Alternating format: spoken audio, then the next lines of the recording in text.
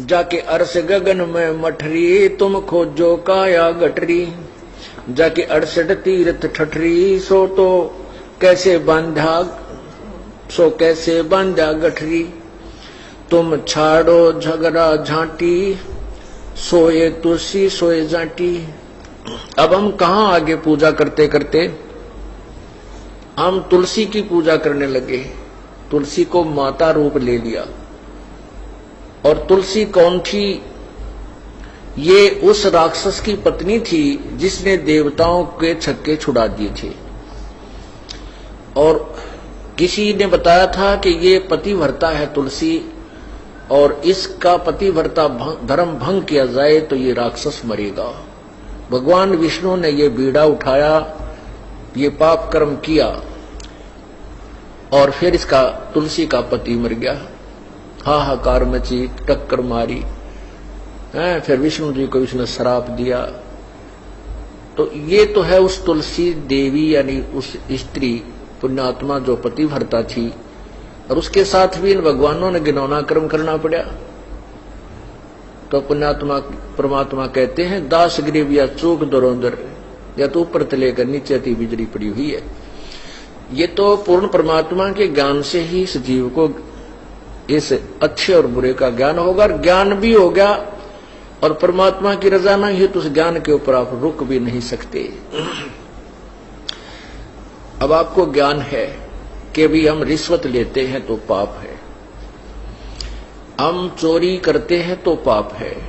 ये तो ज्ञान सभी को है। माता पिता बताने लगते हैं, टीचर लोग जो अक्षर ज्ञान कराते हैं वो भी शिक्षा देते हैं, लेकिन असर किसी का कोई ना। क्यों नहीं? क्योंकि उन बताने वालों की शब्द में शक्ति नहीं है। अब पूर्ण संत की शरण में आने के बाद आप इस मार्ग पर चलोगे, आपको ज्ञान भी होगा, और ज्ञान के साथ साथ जैसे आपकी कोई कमी है, त्रुटि है, किसी चीज का अभाव है, परमात्मा आपका पूरा करेगा। आपको आवश्यकता ना पड़ेगी अपने नियम भंग करने की। और जब परमात्मा की मदद नहीं होगी, आपको ज्ञान भी होगा, और किसी न किसी दिन फिर गड़बड़ कर ही जाओगे। आवश्यकताएं वो मजबूरियां बन जाती हैं, और वो पाप का गढ़ बन जाता है। तो परमात्मा आप सच्चे दिल से, सच्ची श्रद्धा से नियम भंग मत कीजिए। आपको गलत काम करने पर विवश नहीं होना पड़ेगा, तो परमात्मा आपकी आवश्यकताएं पूरी करेगा। क्योंकि परमात्मा जो आवश्यकता पूरी करता है उसकी उम्मीद राजा भी करता है। इसलिए परमात्मा ऐसी शक्ति है जो हमारे हर तरह से बरकत भी देता है, और आपके धन में वृद्धि भी कर देता है। जैसे पिछली बार आपको बताया था, एक भक्त के अकाउंट में 16,000 रुपए जमा हो गए। उससे पहले बहुत से ऐसे प्रमाण हैं कि एक भक्त कह रहा था कि हमने 5,000 रुपए रखे थे, हमारे 8,000 रुपए मिले, जबकि गिनकर रखे थे वो 5,000 बहुत जरूरी थे। उनको कति एक ना पैसा उस स्थान को तो हम छेड़ा नहीं करते थे, 8,000 रुपए पाए। और भी बहुत से ऐसे प्रमाण आपको देते हैं। जो अन्य आपके घर में बरकत करते हैं, कोई बालक बीमार होना हो, भयंकर रोग हो जाना हो जिसमें 20, 30, 50,000 रुपये लगने हो, आपको 10 रुपए की दवाई में काम हो जाएगा, ठीक हो जाते हैं। ये तो आपको यकीन ही नहीं होता कि बालक होना ही था, ठीक नहीं। ये प्रभु की कृपा से आपके घर में बरकत होने लगती है।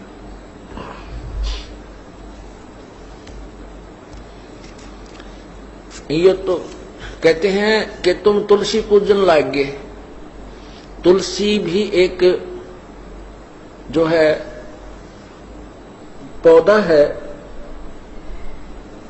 और कुछ जाति पूजन लागे। कहते हैं इसलिए तो तुलसी की पूजा, इसलिए जाति की, ये मोक्षदायक नहीं है। यदि ये मोक्षदायक होती तो अपने सदग्रंथ पवित्र गीता जी, पवित्र वेदों में लिखा मिलता।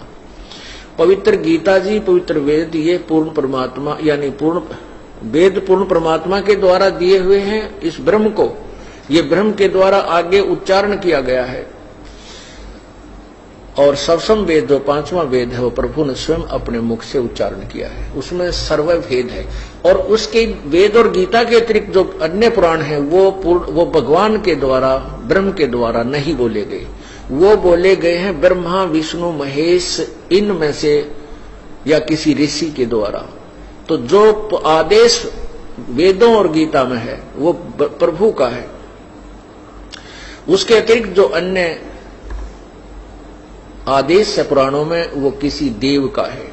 जैसे आपको उदाहरण बताया था कि एक व्यक्ति का मित्र था दरोगा SHO, और उस अपने मित्र से उसने कहा जाकर के दरोगा को कि मेरा जो पड़ोसी है मुझे बहुत दुखी करता है, बहुत तंग कर दिया उसने। दरोगा जी ने कह दिया कि मार लठ उसका माफ देख लूंगा। अब मित्र ने आकर के उसके साथ झगड़ा ठान लिया पड़ोसी के साथ, पड़ोसी का लठ मार दिया, उसकी मृत्यु होगी और उस व्यक्ति को सजा हो गई, उसके मित्र को, दरोगा के मित्र को। क्योंकि राजा का संविधान है कि कोई किसी की मृत्यु करता है, हत्या करता है, हिंसा करता है तो उसको सजाए मौत दी जाती है। और उस मित्र ने, उस व्यक्ति ने अपने मित्र दरोगा एक अधिकारी के वचन की, आदेश की पालना कर ली जो राजा के आदेश के विपरीत था। उसने संविधान तोड़ दिया राजा का, तो उस व्यक्ति को सजा का पात्र होना पड़ा। ठीक इसी प्रकार वेद और गीता में जो ज्ञान है वो प्रभु का संविधान है। उसके अतिरिक्त जो किसी ने अन्य सदग्रंथ, आप अपने अन्य कोई अनुभव लिखा है किसी देव का, जैसे पुराण है, ये किसी देव की, ऋषि की लिखी हुई वाणी है, इनका अपनी सोच, अपना आदेश है। यदि वो वेदों और गीता के विपरीत है तो वो संविधान टूट रहा है, उसका दोषी होना पड़ेगा, उसकी सजा मिलेगी। तो यहां क्या कहते हैं, चाहे तुलसी पूजो चाहे जंटी पूजो, दोनों व्यर्थ हैं। तुम छोड़ो झगड़ा झांटी, सोए तुलसी सोए जंटी, बानी हमारी बाठी, कैसे बांधा करता गाठी। अब क्या कहते हैं कि हमारी जो वाणी है ये अनमोल है, ये सत्य है।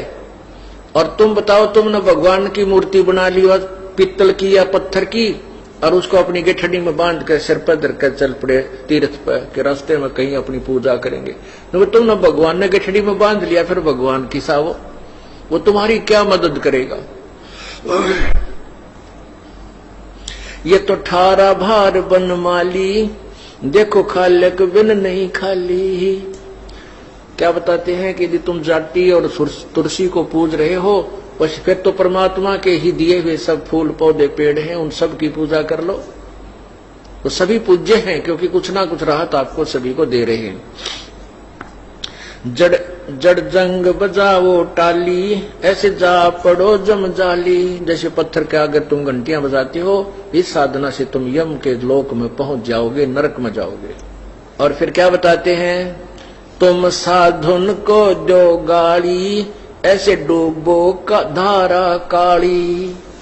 अब जो संत तुम्हारे को ये बताता है कि ये साधना गलत है, तुम गलत पूजाएं कर रहे हो, देवताओं की पूजा नहीं करनी चाहिए, ये पत्थर पूजा आदि नहीं करनी चाहिए, कहते उनको तुम गाली देते हो और इससे और दोषी हो जाते हो।